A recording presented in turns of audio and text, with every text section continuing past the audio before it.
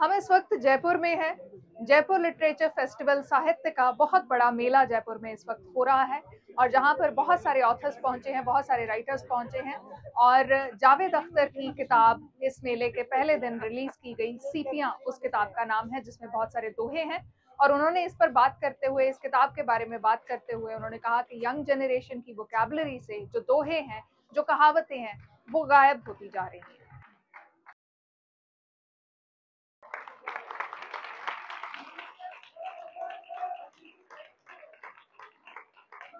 Important बात यह है कि क्लासिकल लिटरेचर या क्लासिकल पोइट्री उसे कहते हैं जो अपने टाइम में तो वैलिड हो लेकिन आने वाले टाइमों वक्तों में भी वैलिड रहे और लगे कि नहीं आज की बात है। और दोहों में ये बात बहुत ही कॉमन बात, अगर आप थोड़ा बड़े स्केल पे देखें तो हुआ क्या है, ये अकेले दोहे नहीं, हमारी भाषा में जो कहावतें थी वो आज कोई भी आदमी जो 40 साल से कम का है, इंसान कहना चाहिए, आदमी नहीं, औरत हो या मर्द हो, उसकी जबान में कोई कहावत नहीं है। जो हमारे हर भाषा में कितनी कहावतें, और वो पर्ल्स ऑफ विजडम ही है, वो एक कैप्सूल्स हैं विजडम की, जो कहावतें होती हैं बरसों के तजुर्बे से बनती है, वो गायब हो गई। ये हमारे दोहे जो हैं, इनमें से कुछ दोहे ऐसे हैं जो 750 800 साल पुराने, कुछ 500 साल पुराने हैं, लेकिन आप जब इन्हें गौर से सुनते हैं और इनके माने समझते हैं तो आपको लगता है ये तो शायद पिछले महीने लिखे गए, इसलिए कि जो बात है वो तो आज की है। सच ये है कि जैसे संगीत में 7 सुर होते हो, दुनिया का तमाम जो संगीत है वो इन्हीं 7 सुरों में बना है। उसी तरह एक सरगम ह्यूमन इमोशन और फीलिंग की भी है। तो ऊपर से चीजें चेंज होती रहे, घोड़ा गाड़ी की जगह मोटर कार आ जाए और हवाई जहाज आ जाए, ट्रेन आ जाए, कबूतर के बजाय आप मोबाइल के मैसेजेस भेजना शुरू कर दें, वो सब हो जाए, लेकिन वो सरगम जो ह्यूमन इमोशंस की, ह्यूमन फीलिंग्स की है, वो तो सेम, वो तो नहीं चेंज होगी, वो सरगम वही रहेगी। उस पर आप नए नए गीत बना सकते हैं, सरगम नहीं बदलेगी। तो वही सरगम जो है हमें सुनाई देती है इन दोहों में। और ये दोहे जो हैं, these are really pearls of wisdom, कि इतनी सी 2 लाइनों में, दोहा से ही मतलब है 2 से, तो वो क्या बात कह जाते हैं और वो कितनी कंटेम्प्रेरी है। धर्म और शायरी का आपस में क्या कोई लेन देन है? जावेद अख्तर ने इस पर भी अपनी बात रखी है।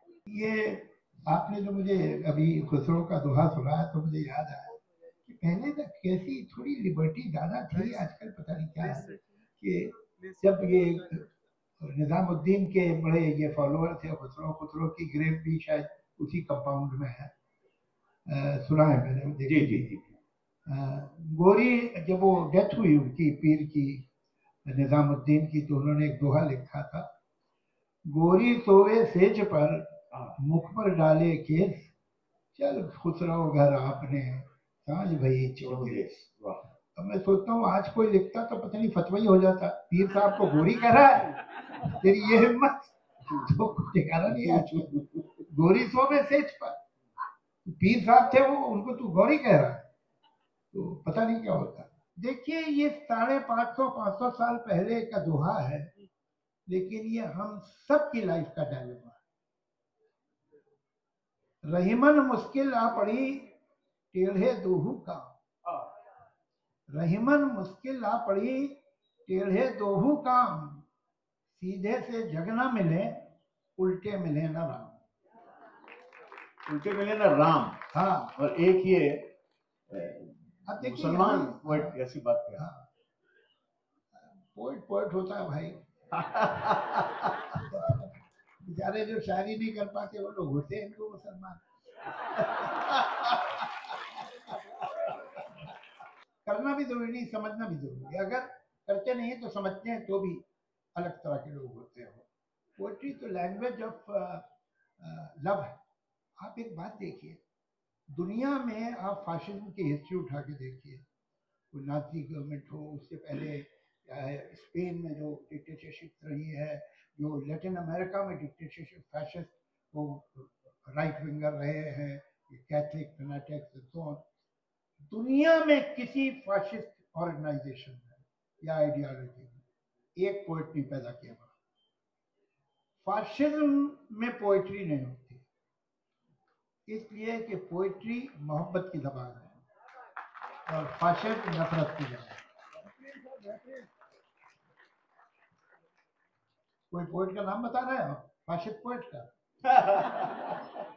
नहीं होगा, नहीं हो सकता, होता ही नहीं। तो बात कहाँ से चली थी? बात हम लोग रहीम की कर रहे थे और रहीम ने कैसे ये जी बात निकली। अब ये मुश्किल दो काम हम दोनों की भी जिंदगी, यहाँ पर राम सिंबल है सच्चाई का, ईमानदारी का, संस्कार का, कॉन्शियस का। अगर आप इन्हें निभाते हैं तो दुनिया हाथ से निकलती है, इसलिए कि दुनिया में तो बड़े कर्तव्य करने पड़ते हैं, बड़े पैतरे बदलने पड़ते हैं। अब इधर आप जाते हैं तो आपको राम से दूरी हो जाती है। राम जो सच्चाई है, राम जो कॉन्शियस है, राम जो ईमानदारी है, वो हाथ से निकलती दिखाई देती है। तो आदमी किधर जाए? तो ये आज की भी समस्या है और 550 साल पहले की भी सरगम में ये नोट था। कैसे, बल्कि रहीम साहब का जिक्र किया क्योंकि आपने, और सन 1600 में रहीम अकबर के साथ और टोडरमल के साथ और मानसिंह के साथ बनारस गए और रामचरितमानस लिखी जा चुकी थी। तो रोज वो दशाश्वमेध घाट से तुलसी घाट तक नाव लेके जाते थे ये दोनों लोग, रहीम साहब और मानसिंह जी, और वहां जाके तुलसी जी से सुनते थे। उन दिनों तुलसी पढ़ा करते थे। तो अकबर ने एक दिन पूछ लिया कि भाई क्या ऐसा सुन रहे हो तुम, क्या है क्या ये जहाँ रोज तुम लोग चले जाते हो शाम को? और एक पोएट दूसरे पोएट की तारीफ करे, ये जरा थोड़े से कंजूस होते हैं इसमें मामले में लोग। लेकिन रहीम ने कहा अकबर को समझाते हुए रामचरितमानस के लिए, रामचरितमानस विमल, विमल मतलब पाक, साफ, अच्छा, शुद्ध। रामचरितमानस विमल संतन जीवन प्राण, संतों के जीवन की जिंदगी है। रामचरितमानस विमल संतन जीवन प्राण, हिंदुआन के वेद सम जब नहीं प्रकट कुरान। मुसलमानों के लिए प्रकट कुरान है और हिंदुओं के लिए वेद है। इस तरह से आदमी ने तारीफ की और रहीम साहब तारीफ कर रहे हैं तुलसी की और उनकी किताब की। ये जो बड़प्पन था रहीम जैसे आदमी का, ये बड़प्पन तो बड़े ही आदमियों का हो सकता है। तो इसलिए कि देखिए, अपना नुकसान तो कोई नहीं चाहता, चाहे छोटा हो, बड़ा हो, मझला हो। उस आदमी को, जिस आदमी को ये अपने पे इतना विश्वास हो कि दूसरे की बढ़ाई से या दूसरे की तारीफ से मेरा नुकसान नहीं होना, वो करेगा। तो इसके लिए जब हम इस तरह की तारीफ किसी की करते हैं तो इससे हमें मालूम होता है कि हमारे अंदर कितना इत्मीनान है। जो आदमी को अपने ही होने पे शक है वो दूसरे की क्या तारीफ करता है।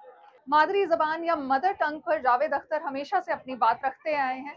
जयपुर लिटरेचर फेस्टिवल में अपने सेशन के दौरान भी उन्होंने इस पर बातचीत रखी और कहा कि अंग्रेजी सबको आनी चाहिए, लेकिन वो अपनी मदर टंग की कॉस्ट पे ना हो। हुआ कुछ हमारा जो एजुकेशन सिस्टम है, जो सोसाइटी की प्रायोरिटीज हैं, वो कुछ अलग हो गए हैं। हम अपने बच्चों को इंग्लिश स्कूल में भेजना चाहते हैं। इवन जो लोअर मिडिल क्लास है वो भी पंजे पे खड़े होके किसी तरह से अपने बच्चे को इंग्लिश मीडियम स्कूल में भेजती है। मैं इंग्लिश की इम्पोर्टेंस से इनकार नहीं करता हूँ, बल्कि मैं समझता हूँ कि अगर आप अपने बच्चे को इंग्लिश नहीं सिखाएंगे तो उसके साथ जाति करेंगे। लेकिन ये learning of some other language should not be at the cost of your own language. This is not right. ये बहुत जरूरी है, लेकिन उतना ही अगर उससे ज्यादा जरूरी मादरी जो जबान है, जो मातृभाषा है, अगर वही नहीं मालूम है तो आपने एक पेड़ को डालियां और शाखें तो दे दी, जड़ें काट दी, पेड़ जिंदा नहीं रहेगा अपनी जड़ों के बिना। तो कहीं ये हुआ है कि जो हमारी यंगर जनरेशन है वो अपनी भाषा से कट गई है। भाषा सिर्फ कम्युनिकेशन, तुमने कहा और मैंने कहा ही नहीं होती। भाषा, language is the vehicle in which the culture, tradition, continuity travels in that cultural continuity. आपने जबान से एक बच्चे को काट दिया तो वो अपने कल्चर से, अपनी हिस्ट्री से, अपनी परंपरा से, अपने संस्कार से कट गया। तो ये चीजें रिवाइव होनी चाहिए, but again not at the cost of the modern education, not at the cost of English, which is not a language of England anymore. It's the international language. And this world is shrinking by the virtue of the sources of information and so on.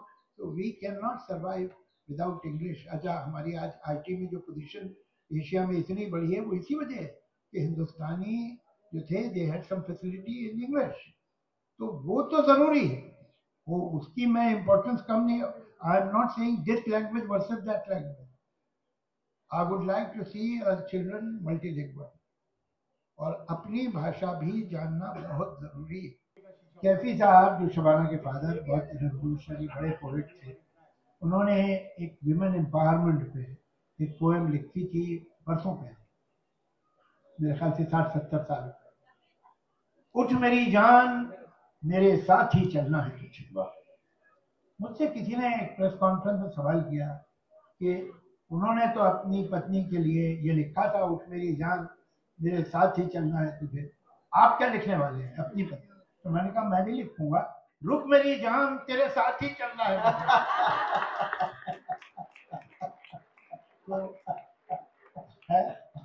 I think अभी तो मेरी जान जो है वो 4 कदम आगे चल रही है भाई, मुझे भागना होता है।